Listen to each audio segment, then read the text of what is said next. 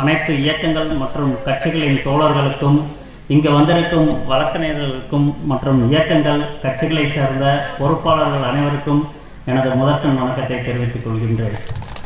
நான் சவுந்தர் 8 வழிச்சாலை எதிர்ப்பு இயக்கம். இங்கே குழுமியிருக்கும் அனைவருக்கும் தெரியும், விவசாயிகளை கைது செய்யும் போது இந்த அரசு என்ன எண்ணி இருந்தது என்றால், இந்த கைது நடவடிக்கையும் இந்த வெளி உலகிற்கு தெரியாது என்று எண்ணி இந்த தவறை செய்துவிட்டது.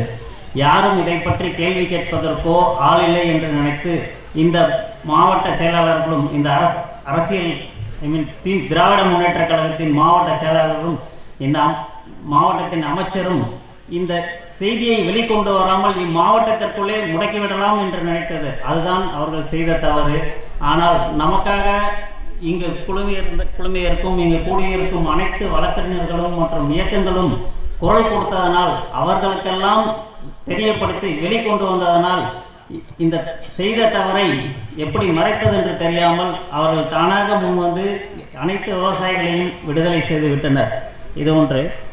அதுபோக ஆனால் அனைத்து இயக்கங்கள் தொடர் முழக்கங்களாலும் தொடர் போராட்டத்தாலும் தொடர் குரல் கொடுத்ததனால் மட்டுமே நமது விவசாயிகள் தொடர்ந்து அவர்களை வெளியே கொண்டு வர முடிந்தது.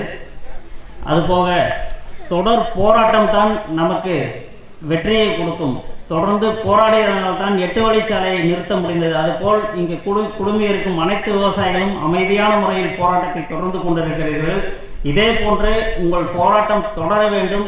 இல்லையெனில் நாம் முப்போகம் விளையும் நிலமானது நம்மை விட்டு பறிப்போய்விடும்.